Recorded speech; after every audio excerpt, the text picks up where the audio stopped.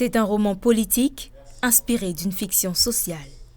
De 334 pages, Dexter à la droite du père entraîne le lecteur dans l'univers fictif du Mainland, une république où forces occultes, manipulation politique et lutte de pouvoir se mêlent dangereusement.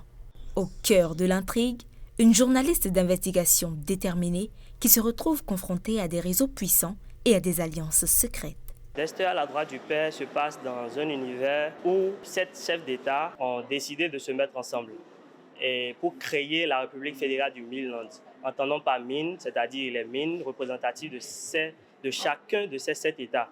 Et il y a bien sûr des esprits malins, des esprits qui se croient un peu plus supérieurs et qui essayent quand même de faire vaciller la tranquillité qui est mise en place au sein de cet État. Il y a particulièrement le personnage principal qui est Iris Maé-Abillé, qui va s'opposer farouchement à ces petits secrets d'État. À travers ce projet littéraire, l'auteur explore plusieurs thématiques majeures dont les mécanismes invisibles du pouvoir, la manipulation, l'influence des forces occultes dans la sphère politique, mais aussi la foi et la quête de la vérité. Le livre est structuré, je dirais, en 3 dimensions.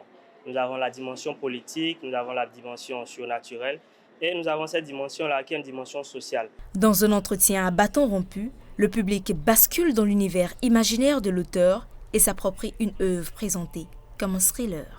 C'est un livre qui nous propose un voyage dans le temps.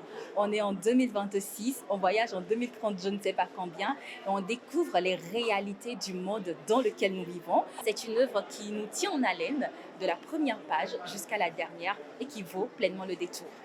Un chef-d'œuvre littéraire à la croisée de la fiction politique, de la réflexion sociale et de la tension psychologique.